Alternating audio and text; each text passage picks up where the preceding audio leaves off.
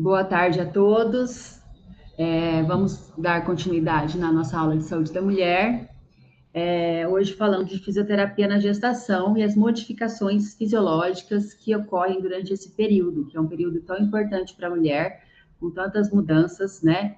E com tantos cuidados que essa mulher precisa tomar para que tenha uma gestação saudável, para que tenha um bebê saudável, tá? Eu vou colocar aqui a minha aula, aí vocês vão me falar se está sendo compartilhado aí para vocês, se vocês estão visualizando, tá?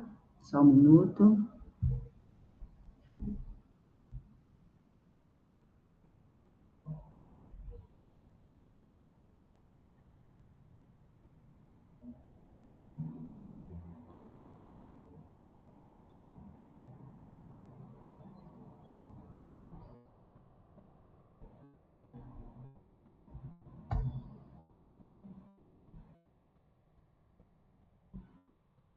Estão vendo eu passar os slides?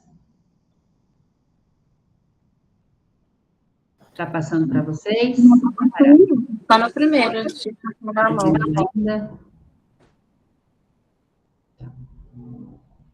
E agora? Agora passou. Passando? Tá. Então, eu vou falar um pouquinho do que seria esse ciclo gravídico puerperal e algumas definições. Então, gestante, né, a pessoa que está gerando uma vida, que está naquele período ali de 40 semanas, né, que envolve toda a formação de um novo ser.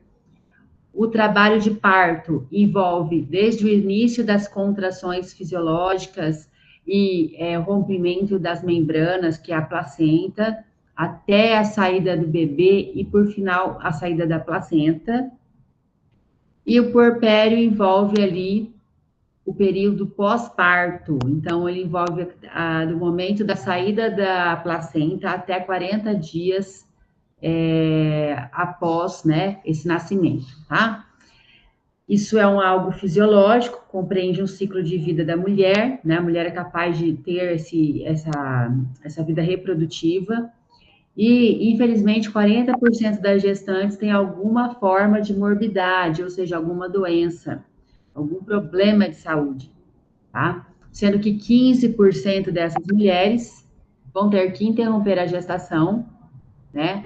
Para que ocorra ali, para que cesse algum problema, como hipertensão, trabalho de parto prematuro, uma hemorragia, tá? Então, essas mulheres vão fazer uma cesariana de urgência ou de emergência para que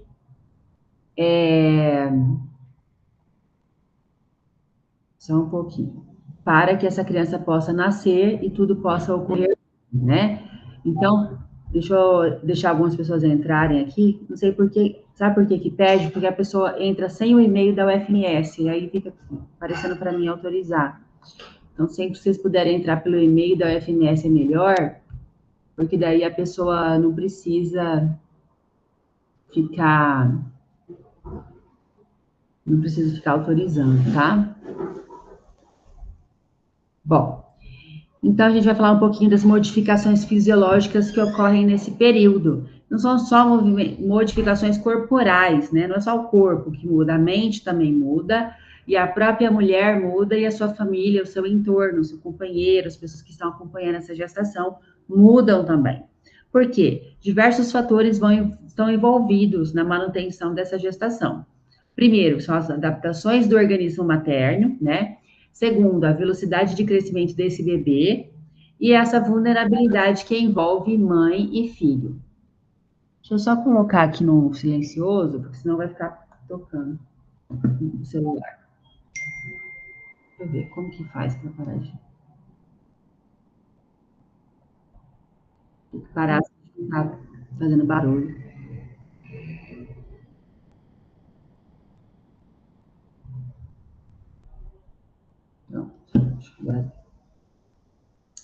Então, a gestação, ela envolve 9 meses solares, né, que é o mês do nosso calendário, que significa mesmo período de tempo que 10 meses lunares, que envolve, né, cada cada mês lunar significa que passa 4 luas, lua crescente, lua minguante, né? Todas as 4 fases da lua. Ou o mesmo período em semana seria 40 semanas, tá? Ou então 280 dias.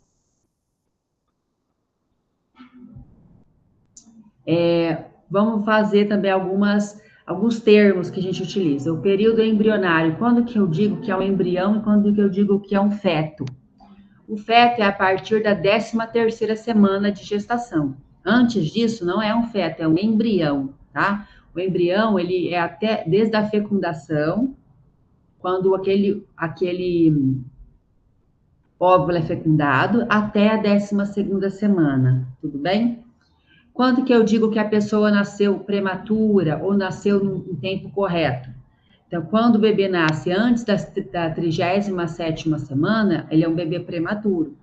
Se ele nasceu da 37ª até a 40, 41, até a 42, tá ok também.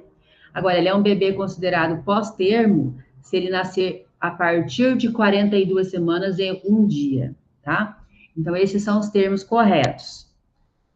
Quantidade de tempo que define se uma criança é prematura ou não. Relembrando um pouquinho da fecundação e da gestação, como que ocorre essa gestação? Então, primeiramente, a mulher precisa lá ocorrer um processo de ovulação, lá no seu ovário, a gente tem 2 ovários, um direito e um esquerdo. Cada mês você ovula de um ovário diferente. Então, um folículo vai crescer, vai se tornar o folículo dominante, ou seja, todos os outros vão murchar e só ele vai crescer. E ele vai ser expelido pelo ovário. Isso chama-se ovulação. Quando ele é expelido pelo ovário, ele dá entrada na trompa, na tuba uterina, ou trompas de falópio, né?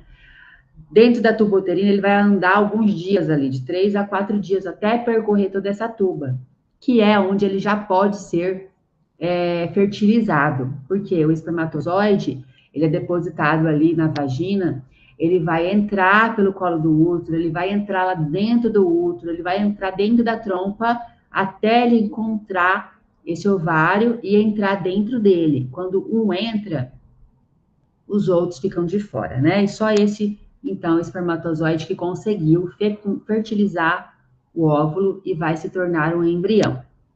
Depois que o óvulo é fertilizado, ele também vai caminhando da trompa, até chegar dentro do útero, e lá dentro do útero ele vai, como se fosse uma sementinha, ele vai entrar bem profundo ali no endométrio, para começar a se nidar. O que é nidar? É se ligar, se aprofundar ali, como se fosse uma sementinha que cria raízes na terra, fofa.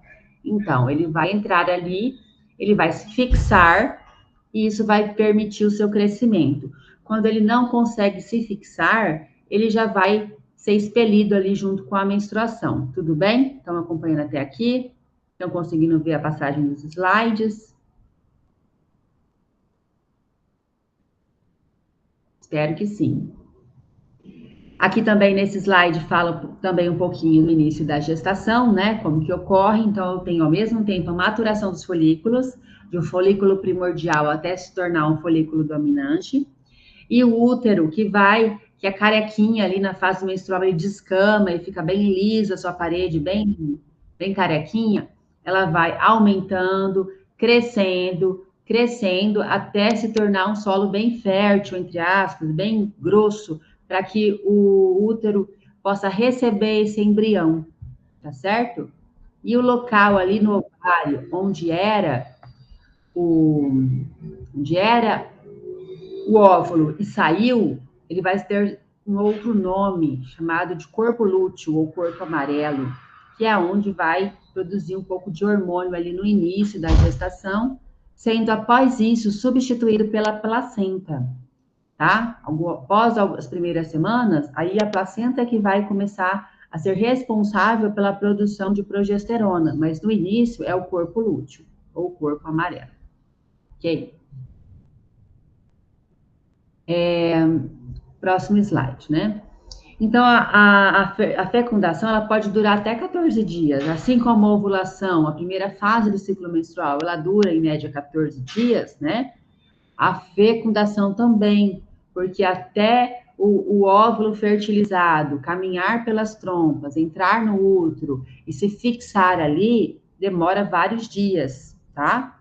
Então, não é assim, fecundou hoje, já está completo. Não. Isso pode correr até intercorrência, se você tiver algum sangramento, se você fazer muito esforço físico, esse óvulo pode se desgrudar ali da parede do útero e, né, não, perdendo a sua fixação, ele não vai ser viável, ele não vai conseguir se desenvolver, tá? Então, geralmente, lá pelo 9º dia, que vai conseguir fazer de 6º a 9º dia, que vai conseguir fazer uma anidação completa, que é uma fixação do útero na parede uterina, a fixação do óvulo na parede uterina. Então, aonde ele se fixa ali, é onde vai ter a formação da futura placenta, tá? Então, a parte interna vai ser o embrião, a parte intermediária é o óvulo fecundado e a parte externa vai ser a inserção da futura placenta. Então, como eu falei, até 12 semanas eu tenho um embrião.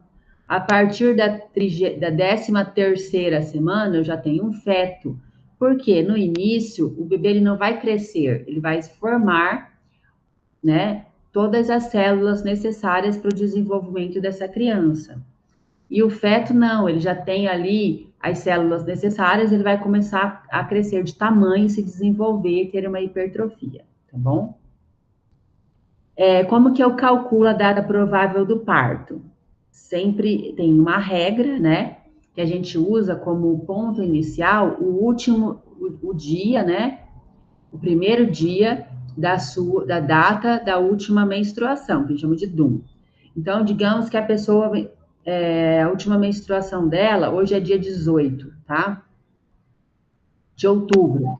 Digamos que foi dia 1º de outubro. Peraí, deixa eu colocar meu celular no silencioso. Acho até que eu já tinha colocado. Digamos que foi, vou pegar aqui, ó, dia 1º de outubro, a data da última menstruação. Tá? Mas se bem que daí não vai dar tempo nem de engravidar, né? Vamos pegar mais para tarde. Digamos que seja dia 2 de setembro, tá? A data da última menstruação. Eu vou ter que colocar mais 7 dias. Então, 2 mais 7 são 9. Seria dia 9 de setembro. E aí, eu escolho, ou eu desconto 3 meses atrás, que seria setembro, né? Então, agosto, julho e junho. Então, a data prevista do parto vai ser dia 9 de junho. Ou eu coloco 9 meses para frente. Então, vai ser 9 de setembro, outubro, novembro, dezembro, janeiro, fevereiro, março, abril, maio, junho, 9 de junho. Ou um ou outro dá na mesma data, tá bom? É uma regrinha, não tem para onde fugir, é só seguir essa regra para você saber qual é a data prevista para o parto, né? Eu preciso saber a data da última menstruação. Ah, mas e se ela não lembra? Tem que ser uma data estimada. Ah, eu não lembro, mas eu sei que foi começo do mês passado, ou foi no final do mês retrasado. Então, você vai calcular ali em cima disso, tá bom? Em relação à altura uterina e à idade gestacional, como que eu faço essa mensuração? Eu vou pegar uma fita métrica e colocar como ponto de partida o processo tifoide, que é aqui embaixo do externo, e a sínfise púbica. E eu vou medir quantos centímetros tem dessa distância. Essa é a altura uterina, tá? Então, digamos que tenha 13 centímetros de distância. Então, eu vou ter uma média ali de qual semana de gestação que seria indicado isso. Então, pela tabela, essa tabela de referência, 13 semanas seria mais ou menos ali 13, 14 semanas de gestação, tá? Então, a gente vai acompanhando. Toda semana faz essa medição para ver o crescimento do bebê por essa altura uterina. E tem que dar uma curva sempre ascendente, tá? Não pode estar sem curvatura, uma coisa reta, estática. Então, tá crescendo e o bebê não cresce. Está passando as semanas e continua a mesma distância da semana passada, algo está errado. Por quê? Porque é um crescimento progressivo, tá bom? Quais são as adaptações e modificações maternas? São várias, né? A gente tem alterações imunológicas, hormonais, anatômicas, metabólicas. Vou falar um pouquinho de cada uma delas. Hormonais. Qual é o hormônio da gestante? Eu sei que a mulher tem estrogênio, progesterona e androgênio. Qual o hormônio da gestante? Progestação, progesterona. Esse é o hormônio que favorece o desenvolvimento do bebê. Toda a ação dele no corpo da mulher é em benefício do bebê. A progesterona relaxa o útero para que ele possa crescer sem fazer contrações, né? Relaxa as articulações para a bacia poder ampliar o seu diâmetro e facilitar o parto. Relaxa os ligamentos para que haja maior mobilidade dessa bacia também, preparando essa mulher para o parto.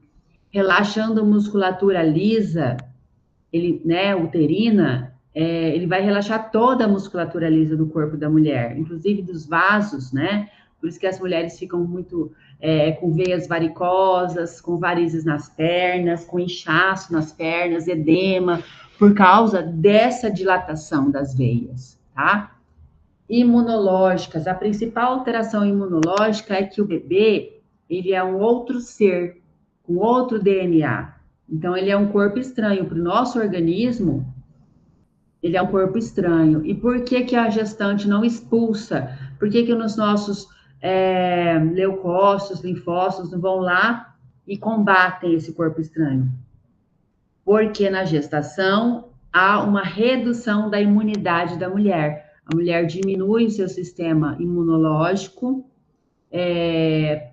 para que não rejeite esse bebê, né? Para que o organismo não venha atacar, vamos dizer assim, né? Essa criança.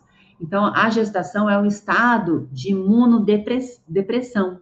A gestante, ela tem uma imunossupressão fisiológica, tá? Então, por isso que também ela está mais suscetível a outras doenças e outras infecções.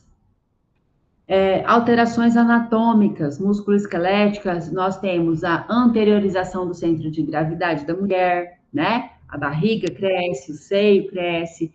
Então, há uma anteriorização, há um aumento de peso corporal, seja pela criança, pela placenta, seja pelo acúmulo de líquido também, e um crescimento também do volume de sangue no corpo. Com isso, a gente tem um aumento do débito cardíaco, um aumento da frequência respiratória, nós temos um aumento do volume de sangue que é produzido no corpo da mulher. Geralmente, uma mulher tem 4 litros de sangue no seu corpo quando ela não está gestante. E quando ela está gestante, esse número pode até dobrar, né? Pode chegar a 7 litros, até 8 litros, tá? Por quê? Porque há uma produção de sangue, né? Há um aumento desse volume, né? E por que a mulher não aumenta a pressão? Por que a gestante geralmente tem pressão baixa, né? Ou não pressão...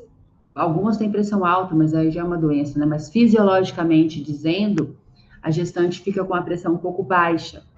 Porque a progesterona atua no relaxamento dos vasos, né? Das artérias. E com isso, apesar de aumentar o volume, relaxa a parede do vaso, não aumenta a sua pressão, tá bom? E alterações metabólicas e nutricionais, né? Geralmente no início da gestação, a gestante tem mais fome, né? E para que haja maior aporte nutricional, né? E depois também esse aporte nutricional ele vai primeiro para o bebê, para depois a mulher poder puxar esses nutrientes da sua corrente sanguínea. Então a gente fala que na gestação a mulher cria uma resistência à insulina. Para quê? Para que a glicose que está ali no sangue seja captada primeiro pelo bebê e depois por ela, tá? Então, ou seja, uma forma de nutrir o bebê em primeiro lugar, antes de se autonutrir. Em relação à parte hormonal, eu falei que há mais de 30, né, hormônios que são produzidos na gestação, seja a progesterona, que é o principal deles, como outros, como estrogênios, beta-HCG, relaxina, inibina, e esses hormônios, a secreção desses hormônios é muito importante para a manutenção da gestação. Tanto é que quando a gestante fica com descolamento prematuro da placenta, algum hematoma, alguma falta de crescimento uterino, ela precisa tomar, né, esse remédio, essa progesterona exógena, ou colocar óvulo dentro da vagina, né, um medicamento com progesterona, tá? Então, é muito importante essa questão. Como eu falei da imunossupressão, o sistema imunológico, ele protege nossas células, tecidos e órgãos, né? Percebidos como os próprios. E ataca e destrói o material estranho, antigênico ou reconhecido como não próprio. O bebê, ele é reconhecido como um material não próprio. Ele não é nosso. Ele não faz parte do meu corpo. É um outro DNA, é um outro ser. Então, para a gestante, o bebê, o feto, né? Ele provém do pai, né? Ele tem os DNAs ali diferentes. Então, a gestante precisa entrar numa situação fisiológica de uma imunossupressão, onde ela tem perda de produção de células K, de linfócitos T, para que não ataquem essa criança. E com isso, ela tem maior vulnerabilidade às doenças, a ter uma infecção urinária, uma infecção por H1N1, etc. O volume uterino aumenta, isso é uma modificação bem visível, né? O bebê, ele cresce, não só temos o bebê ali, mas temos a placenta, que é um órgão criado ali somente para esse período. A gente não tem placenta normalmente, né? Uma mulher normal, não gestante, ela não tem placenta. Então, é um órgão novo, é um órgão que não existia no seu corpo, que vai se formar exclusivamente para nutrir e para proteger esse bebê. Alguns bebês nascem empelicados, não sei se vocês já ouviram falar nesse termo. Empelicados é quando a placenta não se rompe. O médico acaba rompendo ali para tirar a criança, que é a placenta inteira, né? Mas no parto, geralmente ocorre o rompimento da placenta, o extravasamento do líquido placentário, né, que está ali dentro, líquido amniótico, tá? E muitas vezes, algumas vezes, o bebê pode nascer ainda com essa pele, tá bom? Então, a placenta ela é um órgão novo, né? Ela funciona como uma barreira materno-fetal. Ela também funciona, tem o cordão umbilical, que é por meio desse cordão que tem a artéria e as veias, né? Que fazem toda a nutrição do bebê, tá? Por meio desse cordão. Então, ele é o órgão onde o bebê traz o nutriente, né? Pega ali o sangue da mãe, rico em oxigênio, rico em vitaminas, rico em glicose, em proteínas, e ele vai se nutrir. Por isso que quando ocorre o rompimento dessa placenta, o descolamento dessa placenta, o feto, às vezes, perde a vida, perde a sua viabilidade, porque ele não vai conseguir se nutrir e não vai conseguir se desenvolver, tá? O líquido amniótico, ele vem da filtragem do plasma da mãe. Ele é deglutido pelo feto e reabsorvido no seu trato gastrointestinal, até chegar nos rins, onde ele é filtrado e excluído, secretado, tá? Normalmente ele é um líquido claro, translúcido, com odor característico, né? O volume de líquido pode chegar até 1000 ml. Tem mulheres que têm pouco líquido amniótico, a gente chama isso de polidrâmio. Poli é pouco, drâmio é o líquido. Isso é ruim para o desenvolvimento do bebê, tá? E tem mulheres que têm tem mulheres que têm polidrâmio e tem mulheres que têm oligodrâmio. Polidrâmio é muito líquido e oligo é pouco líquido. Oligodrâmio é pouco líquido. Tanto o excesso de líquido é ruim quanto o pouco. Por quê? Pouco líquido, o bebê pode ter alguma compressão, não vai ter uma boa lubrificação da sua pele, não vai ter um bom desenvolvimento pulmonar, não vai ter uma boa movimentação, porque ele está com pouco líquido. Se ele tiver muito líquido, para ele não vai ter nenhum problema, mas vai ter problema para a mãe, porque com muito líquido, o útero se distende demais. É igual um elástico, distende demais, puxa demais elástico. Será que ele vai ter um bom retorno depois do parto? Não, porque o útero fica flácido, não consegue retornar tão rápido, e se ele não consegue fechar, se apertar, ele perde muito sangue, e a mulher pode ser prejudicada por essa hemorragia. O cordão é o que liga a placenta e o umbigo do bebê, né? Ele mede em média 50 centímetros, transporta nutrientes, gases, substâncias importantes. No cordão, a gente tem 2 artérias e uma veia umbilical, e podem acontecer circulares, que é quando tem nós, né? Que a criança vai se movimentando, ela vai girando, ela pode fazer nós, inclusive ela pode ter nós no pescoço, né? E daí, na hora que o bebê sai, isso pode apertar demais e pode, na hora que a criança precisa respirar aqui fora, impedir que isso aconteça. É lógico que médico ou enfermeira vendo isso antes, já ali já vai retirar esse nó para que o bebê não fique prejudicado, né? Então é importante visualizar na ultrassonografia esses nós, né? Como que está o cordão umbilical, como que está a posição do bebê, a movimentação do bebê, se tem muito líquido, amniótico, pouco líquido, a quantidade normal de líquido. Tudo isso ele é acompanhado no pré-natal, tá? Por exames de ultrassonografia. Em relação à postura, eu vou falar um pouquinho mais agora da parte musculoesquelética. A gente sabe que a gente tem um eixo de gravidade no nosso corpo. E a gente tem as curvaturas normais da coluna. Então, o que acontece na gestação? Devido à relaxina, há um relaxamento dessas articulações e um aumento das curvaturas da coluna. A cifose pode ter um aumentar, a lordose pode se aprofundar, e há uma mudança do eixo corporal, porque o peso do corpo vai ser aumentado apenas na parte anterior. Vai ficar desproporcional, né? É barriga para frente, é peito. Então, a mulher há uma mudança desse eixo para anteriorizado.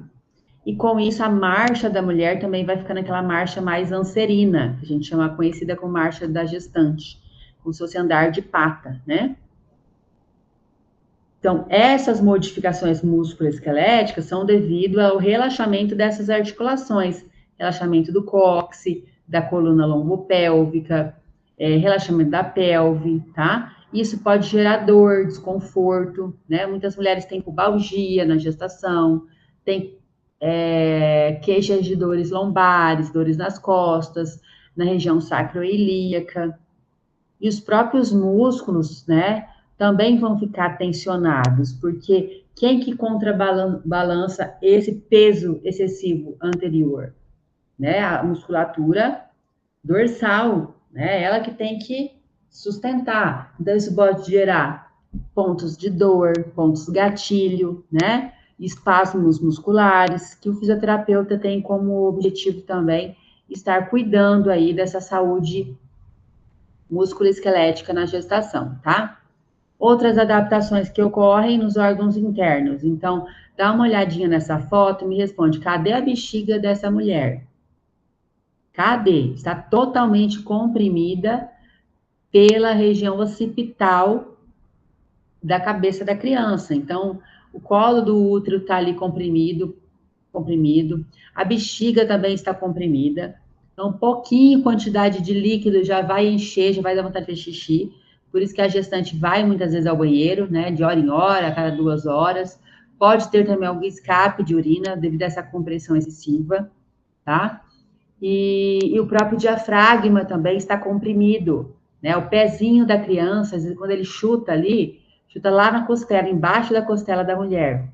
Então, até para respirar fica difícil, principalmente se ela deitar de barriga para cima, se sente sufocada. Se ela deitar do lado direito, comprime a veia cava, que passa aqui do nosso lado direito. Então, o ideal para dormir é do lado esquerdo, né? Para liberar a veia cava. Também um travesseiro mais elevado, a cabeça mais elevada, né? Colocar um travesseiro entre os joelhos também, para dar um conforto ali, né? De uma semiflexão de joelho. Então, intestino, ocorre uma diminuição da motilidade intestinal, tá? Então, ela pode sentir uma constipação, pode sentir que o intestino está mais preguiçoso, por causa dessa questão hormonal também, de relaxamento de musculatura lisa. Você sabe que a progesterona relaxa o músculo liso e o útero não contrai, o intestino não contrai, né? Como deveria. Então, no intestino, a gente tem uma queixa de constipação e de refluxo ou azia, tá? Por quê? Por causa desse relaxamento de esôfago também, tá? E isso tem que ser tratado, geralmente o refluxo tem que evitar alimentos que são frituras, né? Muitos alimentos gordurosos, fazer alimentações mais saudáveis, mais quantidade de vezes durante o dia, menos quantidade de alimentos, né? Distribuir melhor esses alimentos durante o dia, para evitar a questão do refluxo. E fora que existe também a hiperêmese gravídica, que é uma vontade de náusea, né? A mulher tem náusea quando ouve, vê o alimento, sente o cheiro do alimento, ou quando come. Então, isso também pode ser tratado com medicação e com dieta, né? Fracionar mais os alimentos, comer alimentos mais saudáveis, que não contenham muita gordura, que não contenham muito açúcar. E fracionar a dieta ajuda bastante.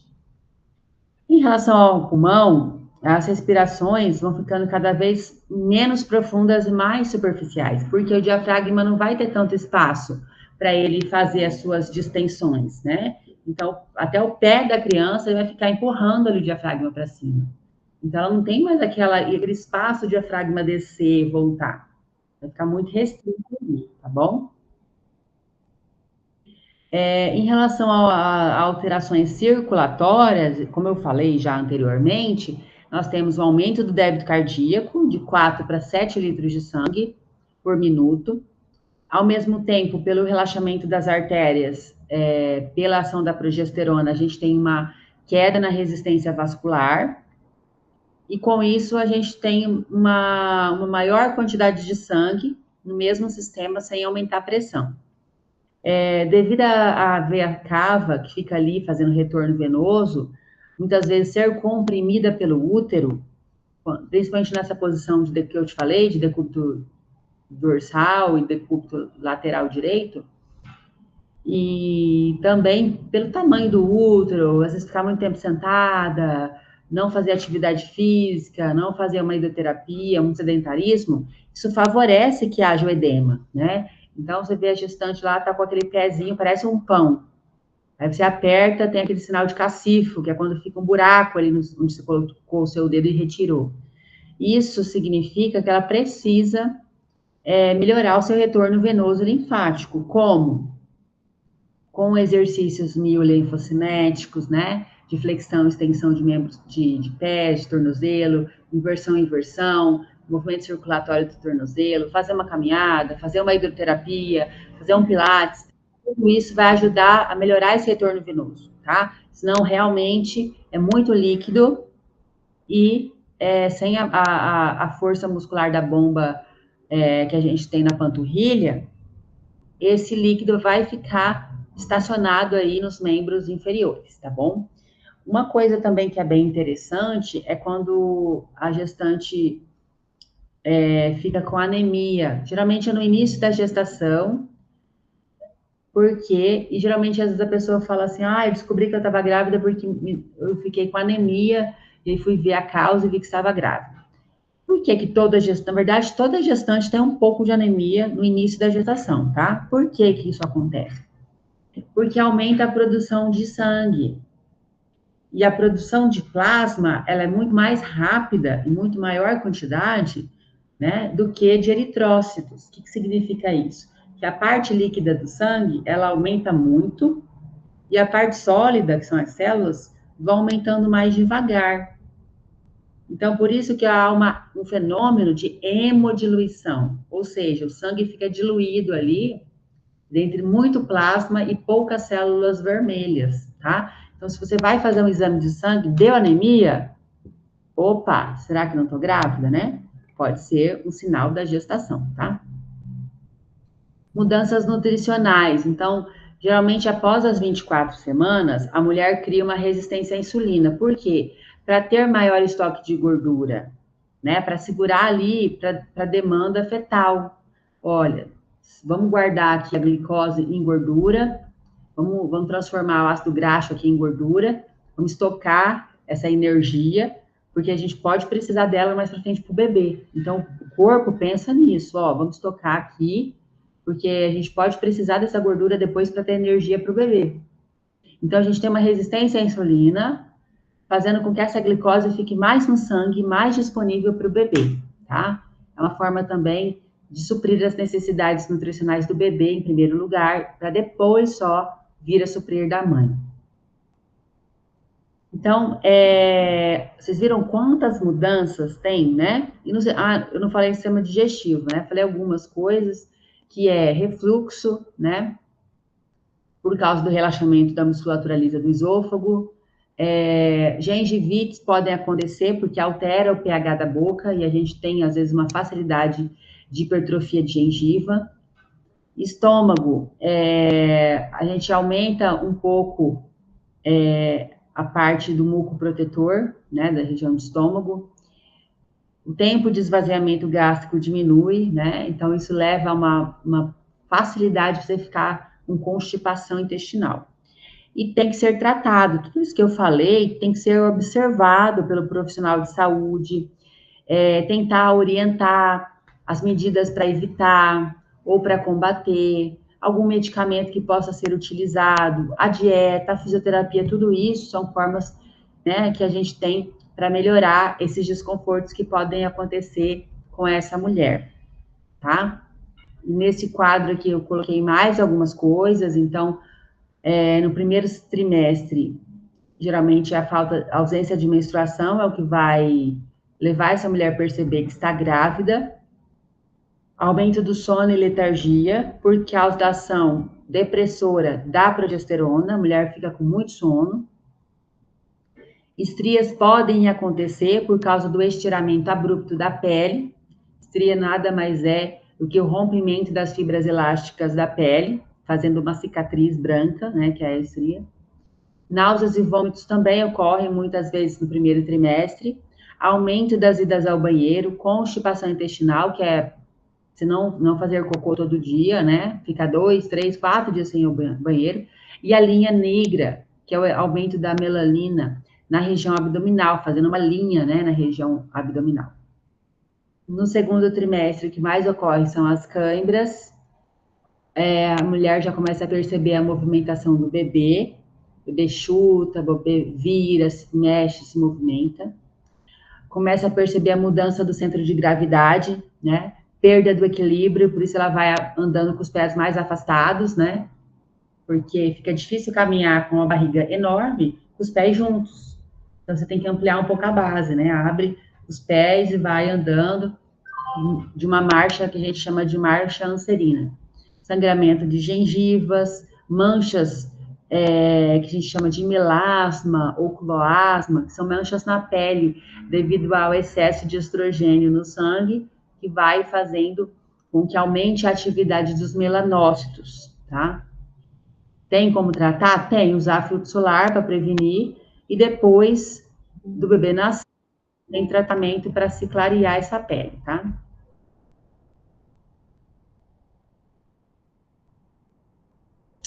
No terceiro trimestre, há um aumento do ganho de peso também, já há uma dificuldade respiratória pela compressão do diafragma pelo pezinho do bebê, pode ter uma azia, pirose, queimação. Então, quer dizer, pirose é aquela sensação de ficar rotando o tempo inteiro, né? Uma queimação no estômago, uma azia. Cialorreia, que é o excesso de produção de saliva. Dores lombares, dores nas costas, dor na sínfise púbica, dor na lombar, no cóccix, tudo isso pode acontecer. Edema nas pernas, mudanças no caminhar, contrações uterinas de treinamento, é onde, às vezes, a mulher, o útero se contrai porque ele tem que começar a treinar a sua contração, lá para o parto, é uma coisa fisiológica também, né? Você sente a barriga endurecer, aí para, dali algumas horas endurece de novo e relaxa, tá? E produção de leite, né, pelas glândulas sebáceas, ele já começa no final da gestação, tá? Não é só depois que o bebê nasce, não. A mulher, às vezes, está tomando banho ali com água quente, se é muito quente, muito calor ali no seio, faz vasodilatação dos vasos sanguíneos, já pode até escorrer um pouco de leite ali na hora que ela está tomando banho, tá? Ou se ela apertar ali o mamilo, vai ver que sai um pouquinho de leite. Bom, todas essas mudanças são para quê? Para que ocorra um parto feliz, né? Um parto com muito sucesso, que essa criança venha ao mundo com muita saúde, né? Então, 9 meses ali a mulher se prepara, o organismo da mulher muda, para que possamos chegar a esse grande evento aí, que é o dia do parto, entendeu? E seja ele parto cesárea ou parto normal, cada mulher tem o parto ideal para si, devido às suas condições. Por isso que é importante o pré-natal. O acompanhamento pré-natal vai fazer com que seja direcionado, né? Não, mulher aqui não tem circular de cordão, tem ela faz atividade física, consegue agachar, consegue se movimentar, com certeza vai ter um parto normal. Ou a mulher tem comorbidades, tem diabetes, tem hemorragia, descolamento de placenta, então já vai para um parto cesárea. Então, nem sempre todo mundo tem que fazer um parto normal, porque ele é o mais ideal. Ele é o ideal para um perfil de pessoa.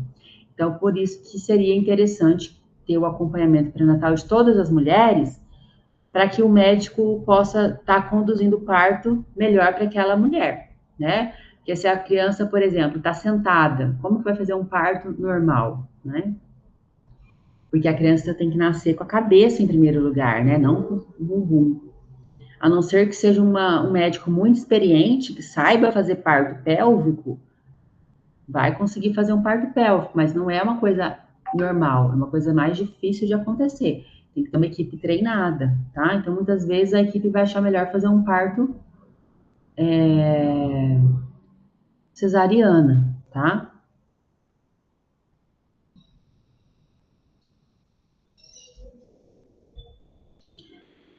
Puerpério. Puerpério é a fase depois, né? Depois que esse neném nasce, que vai do puerpério imediato, que é ali após, imediatamente após, até o puerpério tardio e o remoto.